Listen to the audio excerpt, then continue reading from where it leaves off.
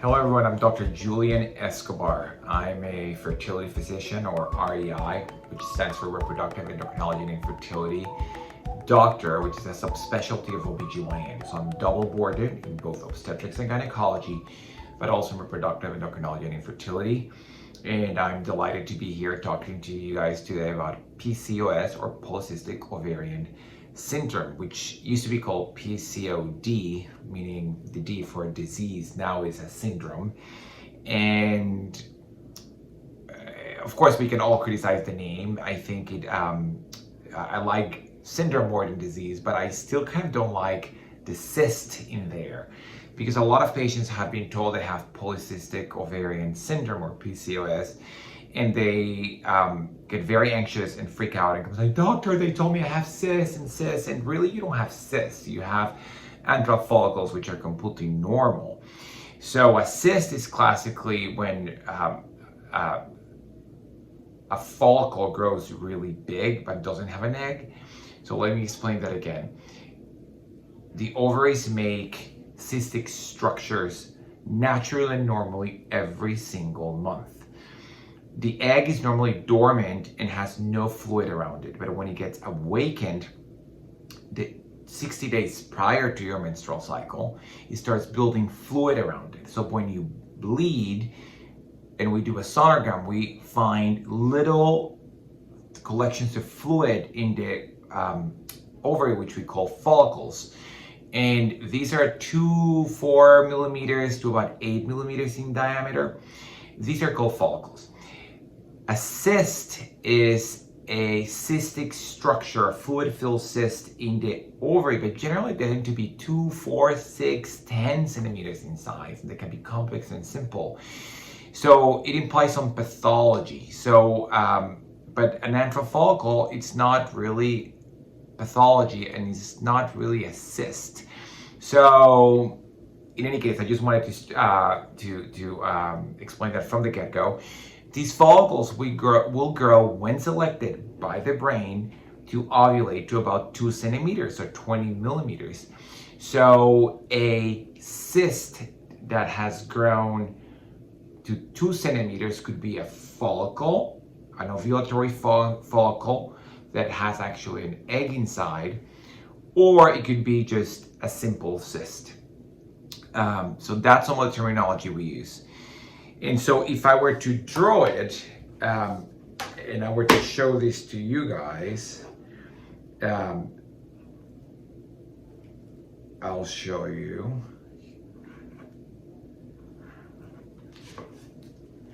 Here you have kind of the follicles that we would see early in your cycle, and as it starts getting recruited, it can grow to about 2 centimeters, and then it ruptures with ovulation. So that is a follicle and not a cyst. So people with polycystic ovarian syndrome, one of the characteristics is that they have polycystic ovaries, meaning they have a lot of androgen follicles. A normal amount of androgen follicles is 12 or less. So if you have 12 or more, you have PCO, or polycystic ovaries. And characteristically, these ovaries look like this. So a normal ovary, when you scan it, you see scattered several follicles. If you have PCO ovary, you have, they call it like a chocolate chip cookie or string of pearls. So you can see it all there. So this is a PCO ovary. And all it means is you have tons of eggs. There's nothing bad about it. It just means you have tons of eggs. So there's patients who are egg donors and they have perfectly normal cycles and beautiful ovaries and beautiful eggs, and they have polycystic ovaries. And then there's patients that have hypothalamic amenorrhea and they do not have PCOS, but they have just a lot of eggs, and those are called polycystic. So having polycystic ovaries, or ovaries with a lot of androgen follicles, is completely normal and a good thing. The problem is when they're combined with other issues like irregular cycles or increased hair growth or other symptoms of high androgens, and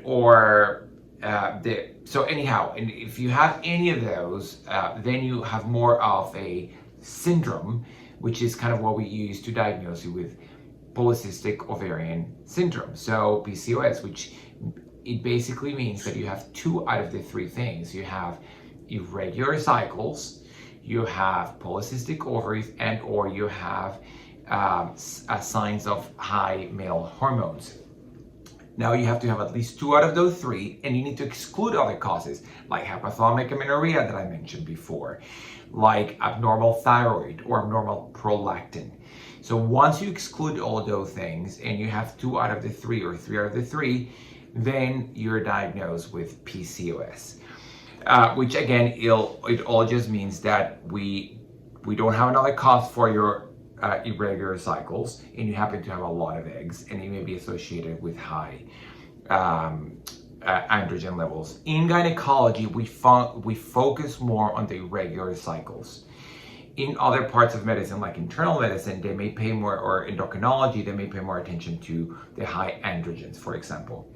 So historically, there's 2 sides of medicine of how you treat PCOS. One is the medical aspect, which they think metformin, which is a drug we use in diabetes, and they pull for that. And the gynecologists have traditionally pulled towards, oh no, it's an ovulatory dysfunction thing, so we treat it with medications such as Clomid or clomiphene citrate. So those are some of the historical changes and kind of where the definition comes from. And so, but basically, a typical patient would present to a doctor and say they have irregular cycles. And the grand majority of these patients that we see will have PCOS. There's other causes for having irregular cycles, like perimenopause or menopause, or you have an abnormal thyroid, or you have abnormal prolactin, or you're under a lot of stress. So all those things can cause irregular cycles. To explain a little bit of how the connection between the brain and, which is the hypothalamus and the pituitary and the ovaries work, kind of let me just describe that for a little bit, because I think it's going to be important later on. So the hypothalamus and the pituitary and the brain. The hypothalamus sends a hormone to the pituitary for it to release FSH and LH. FSH is follicle stimulating hormone, which is the hormone that makes you grow one of those eggs. It's the hormone that makes the little follicle grow into a large follicle.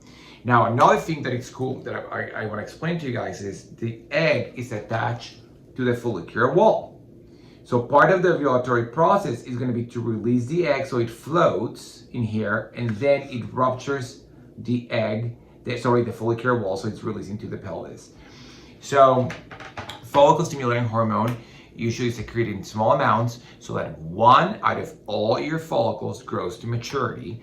And then once the brain says, oh, that egg seems to be mature, then it releases the second hormone, LH, or luteinizing hormone, which makes that egg detach from the follicular wall.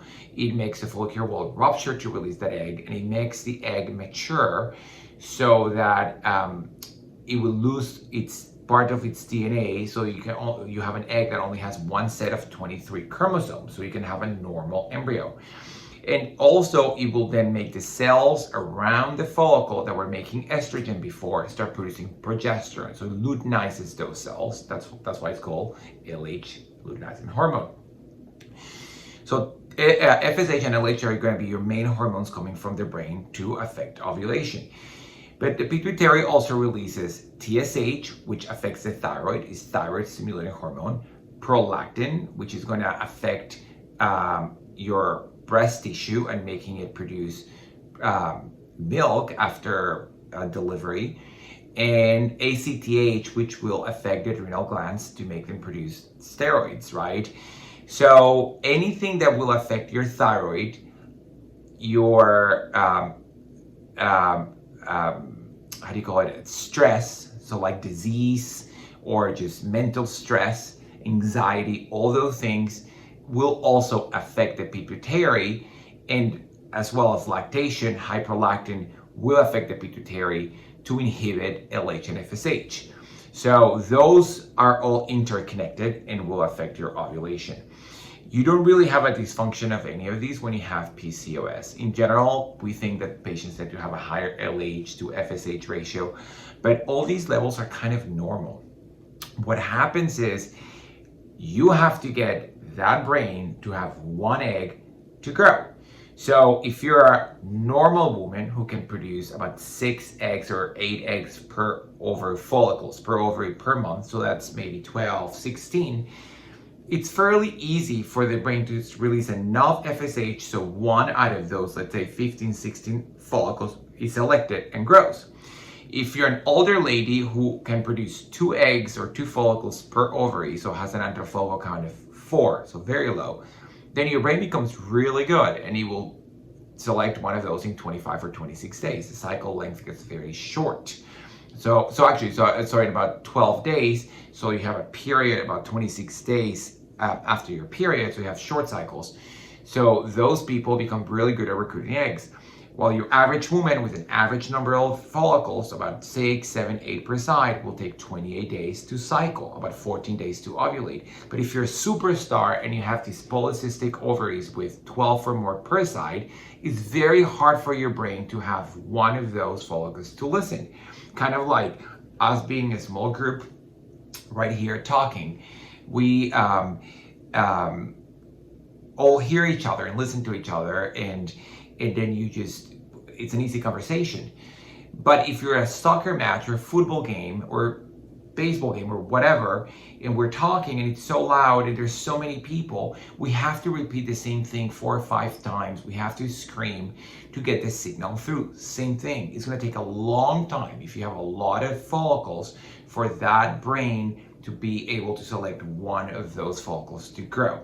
Now, we can also send a bigger signal, and that's what we do in the therapies. We try to either give you the hormone FSH or make your brain release a higher dose of that FSH to select and recruit an egg. So that's how everything works. Now, the follicles that I've shown you before, they all make a little bit of male hormone, okay, testosterone, which then gets converted to estrogen. So because you have so many follicles, then you're gonna produce a lot of estrogen. So women tend to produce a lot of estrogen, and that works just fine. But also higher levels of testosterone. That testosterone can make women produce a little bit of have facial growth and facial hair growth, and in severe cases, they can have chest hair and so forth. And so you see these signs of hyperandrogenism, which are very linked also to your race. So a Japanese woman may have high levels of testosterone but have no hair, while someone who's of Asian Indian descent, or someone who's from Southern Europe, a little testosterone can make them very hairy. And so there's that also. So people need to be compared to people of their own race and their own family for them to know, are you hairy or not? Also, we can measure labs to see if your androgens are elevated. And so what happens is, I think there's a big association between obesity and PCOS. In just the medical community, that you kind of think of it like that. But there's also thin women who are PCO and have PCOS. Now, a lot of women have worsened PCOS because of their obesity. So the classic case is, doctor, I used to have kind of maybe regular cycles or maybe a cycle every 2 months, and then I got married and now I have 3 cycles a year. And there's usually the weight gain that goes in with marriage. So for a lot of women, the disease gets worse by weight gain. And the reason is because when your weight goes up and your adipose or fat tissue increases, so does your insulin levels. And there's insulin receptors in the ovary, and they make you recruit kind of more little follicles. It makes the ovary more dysfunctional. It also makes those follicles produce a little bit more testosterone than the normal, and that high testosterone level in the ovary creates a very dysfunctional environment that makes it harder for the brain to recruit an egg. It also is going to increase your symptoms of acne and hair growth and maybe hair loss, and so it is kind of very linked. Now, classically, polycystic ovarian syndrome patients have always had irregular cycles. So there's the patients who all of a sudden started having irregular cycles later on in life. That's not your classic PCOS patient. Your classic PCOS patient has always been irregular, possibly gotten more irregular as she gained weight, more regular as she lost weight, okay? And so you can put these together and know what's going to happen later on in life. As you get older and lose eggs, you start becoming more regular. So a lot of these patients start getting regular cycles at age 38, for example.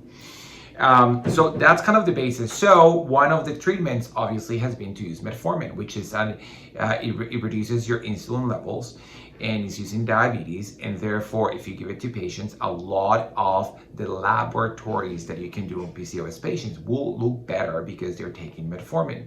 But that don't necessarily help them get pregnant. And this was proven over 10 years ago in the Pcos trial, which you can go look up, and basically it compared clomiphene citrate or Clomid with metformin. Basically, metformin makes your labs look really pretty, but Clomid helps you get pregnant. And so Clomid makes people ovulate better and produce recruit an egg. So what it does is an it's like tamoxifen, which is used in breast cancer. It fools your brain into thinking that your estrogen levels are low. So like we discussed before, PCOS patients have good estrogen levels. But if you give them Clomid, the brain goes, oh, there's no estrogen. And so therefore the ovary is not working. And then your FSH level is gonna go up. And that rise in FSH will trigger the recruitment of an egg, we hope, okay? Now there's another medication that's been used for many, many years, but it's not as old as Clomid. Clomid is like 60 years old. Letrozole has been used by 20, 30 years. It's very commonly used in breast cancer. Letrozole is an aromatase inhibitor. It prevents the conversion of testosterone into estrogen. And so what happens is your estrogen levels will be low, and then the brain will sense that. And because estrogen is low, the brain goes, oh, this lady needs to recruit an egg, so she needs more FSH, so it increases your FSH level. The half-life of letrozole is shorter. Therefore, the side effects, I would say, are more mild. We don't see much endometrial thinning with that. The hot flashes, those things can be a lot less with letrozole. Clomid has a longer half-life. People complain a little bit more. Sometimes Clomid can recruit a little bit more eggs than letrozole, but the pregnancy rates are the same. Now, in obese PCOS patients, letrozole may be a better option for most patients. Now, like anything, there are patients that are just superstars and just out of the curve. And there's patients that have 20, 30, 40, 50, 60 follicles at any one time per ovary. These are what I call more like multicystic ovaries. And they have just everywhere. It's just not just in the periphery, but you find follicles everywhere, kind of like that. Those patients usually do not respond to any normal therapies. And so for them, I normally have to resort to more unique protocols. And so the usual protocol for a normal PCOS patient is to start them at, let's say, on 50 milligrams of Clomid. And if they don't ovulate, we go to 100, which is 2 tablets. And some doctors will go to 150 and very few to 200 milligrams per day. Letrozole is 2.5 milligrams, which is called Femara also. And so it's usually start at 2.5. In my experience, more PCOS patients, I just start them at 5 to not waste much time. And so we put them on that for 5 days, and that usually works, but in some patients it doesn't work. So in general, in fertility medicine, a lot of patients then get started on injectables, and the injectables are actually FSH itself, follicle-stimulating hormone, which we can get usually as a pen form, and the brands are Follistim and Gonalef, and they're, as if I recall correctly, they're made in the laboratory. They can grow hamster ovarian cells, and they've transfected them with the gene of FSH, human FSH, and they make these cells in the lab produce the same gene that we produce. And so that's what you inject yourself. We can titrate it in very small doses, and so we hopefully with that we can get people to ovulate. I traditionally start patients with a dosing every other day plus giving them the pill. So I'll give them, let's say, the Letrozole for 5 days and then every other day an injection. That's because I want the brain to put a stop in between. Because PCOS patients are like, sometimes can be like a really heavy train at the top of a mountain. It takes so much effort to get it to move. And so you try, and it just doesn't budge. But once it moves, you can't stop it. So it's not a linear effect. So they'll go from not responding, 0, in very frustrating cycles, to producing 8, 10 eggs, which it doesn't help you because you're not a dog. And so you cannot get pregnant with 8 kiddos. And so it's very frustrating. So usually by giving pills and every other day, that helps a little bit, but that's still not going to help a lot of patients. Some patients need injections every day. They're becoming very difficult cycles. And these patients, in my opinion, a lot of the time, this day and age, may benefit more by IVF. A lot of clinics don't do this, but I become comfortable to doing where there's a step in between. And so there's cycles that you can do where you can give patients 7 or 10 day courses of pills like Letrozole or Clomid, and you can also use steroids in combination and sometimes a little bit of injections. And almost always I can get patients to ovulate with these tricks, and that way I can give them a realistic chance of getting pregnant with intercourse or insemination before going into IVF. So that's kind of, I'd say, the summary of how we evaluate and kind of treat patients with ovulatory dysfunction from PCOS. The next step is IVF, and PCOS patients do great with IVF. I mean, they have tons of eggs. They spend less money because everyone spends the same amount of money on treatment, but the drugs is what varies. And PCOS patients need very little drug because they have tons of eggs. So all of a sudden, it doesn't matter. You can produce 10, 20, 25 eggs, and you get more for your money, and you're young and healthy, and you can build your entire family with a single IVF cycle. Yes, the risk will increase a lot if you transfer fresh. So I don't do that. We don't do that. We just freeze those embryos. Also, we tend to not trigger with HCG because it can give you ovarian hyperstimulation syndrome. So we can trigger with Lupron and avoid that. So all of a sudden, then you can go from these very long and frustrating injectable cycles that you don't know if you're going to respond or not respond or over-respond to a very predictable 10-day stimulation cycle with IVF, and get tons of eggs and tons of embryos and have all the babies you're going to have out of a single cycle. So I think IVF patients are very good quality, are very good candidates for IVF. I do, in the past, when I got trained, I tended to see a lot of these patients with very poor quality eggs sometimes, like they produce a lot, but ended up with few embryos. I think IVF has changed a lot.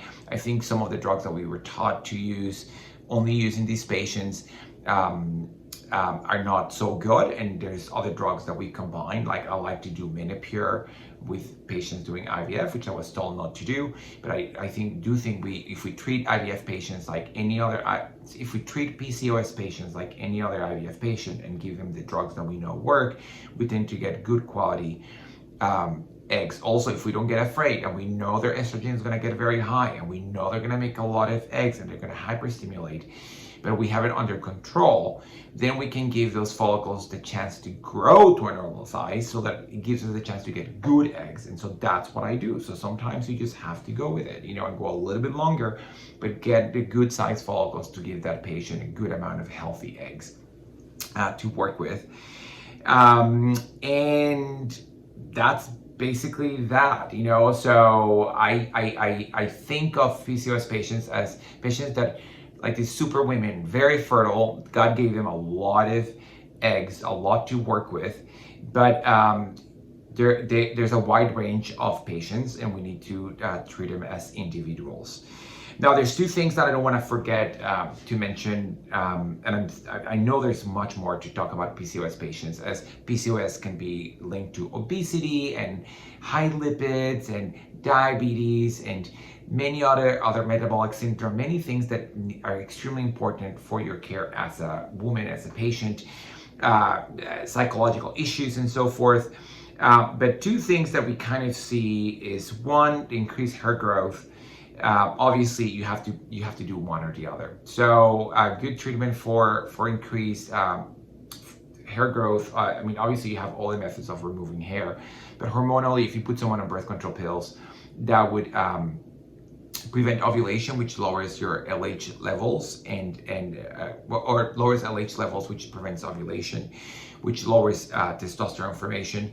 But also, birth control pills have estrogen, and that estrogen increases the liver production of SHBG, which is sex hormone binding globulin, which in turn will bind your testosterone. So in those two different ways, it will lower overall testosterone levels, which should lower over time that increased hair growth and acne. Okay, now there's other treatment and other things added sometimes, which is spironolactone, which is medication that lowers your androgens, and it's a mild medication in that regard. Usually 75 milligrams per day.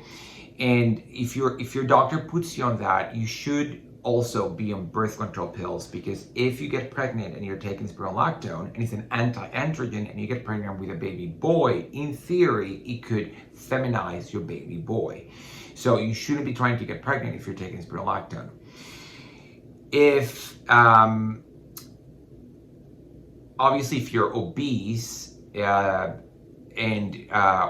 you have diabetes, then reducing weight gain, reducing your weight, diet, exercise, taking metformin will all help also towards the lowering of your androgen production and your hair growth and the thickness of your hair and all that stuff.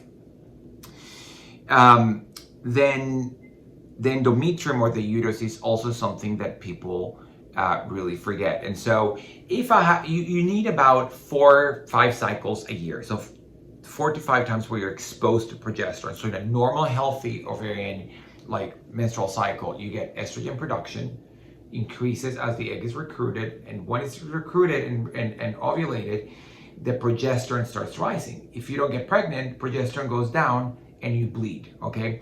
So if you are always on the estrogen phase and you don't produce progesterone because you don't ovulate, you don't get to shed that. And so it's kind of like your lawn. If you overwater it, give it great sun, give it great fertilizer, and you don't cut it, then the grass grows into weeds and crazy stuff. Same thing happens with your lining and your endometrium, and you start getting changes in the cells that line your uterus, and those can become precancerous, and that's called hyperplasia, or cancerous. And I detect every year several patients who have precancerous cells or who have actual cancer. And actually today I did an embryo transfer on a patient of mine. She's beautiful. I met her when she was 26, 27, tiny little thing, like less than 130 pounds. And she had done with her OBGYN, I think 12 or 24 cycles of Letrozole. Of course, then I got pregnant, and in the meantime, she developed uterine cancer, and she went through many treatments, and they saved her uterus. And today I did her embryo transfer, and I hope it works for her. She's such an incredible person, such an inspiration. But in any case, it's very important not to get so distracted about your desire to just get pregnant, but especially if you get only 3 or 2 or 1 or no cycles a year, that an endometrial biopsy is performed by your doctor to rule out hyperplasia. If you have hyperplasia, it's very easily treated with progesterone. So it's not the end of the world, but it needs to be treated. Now, one last thing that I want to put together is the not just for increased hair or hirsutism, we recommend weight loss, but just like I've mentioned multiple times, as your weight increases, does your cycle irregularity. If you lose 5% of your weight, your cycles will become more regular. So you don't have to lose all the weight that you have in excess to start becoming more regular. So a lot of patients who are very resistant to Clomid or Letrozole, the simple therapies, may not start ovulating on their own just by losing weight, but by losing weight may respond to the simple therapies. And we all know that losing weight is a long-term exercise, and so And so you have to start way ahead of time. And what I normally tell patients is shoot for about 150 minutes of exercise a week. So 3 days for 50 minutes, 5 days for 30 minutes. And also decrease your caloric intake, especially carbohydrates. So everything that's good, you have to cut. So basically, your sugars, your breads, pasta, pizza, potatoes, rice, all those things, try to eat less. So if you normally have this much, have this much, a little bit, just less. So you enjoy it, you don't have to learn to necessarily to cook something new, but just eat less of that and exercise more. I hope this was helpful for you guys. I love what I do. I love my patients. I love educating patients. If you want to follow me, I'm on Instagram at Dr. Julian Escobar, and at on Facebook at Julian Escobar MD. I always get confused. So Instagram is Dr. Julian Escobar, and on Facebook is Julian Escobar ND. I hope you enjoy this, and good luck to you guys. Take care. Bye.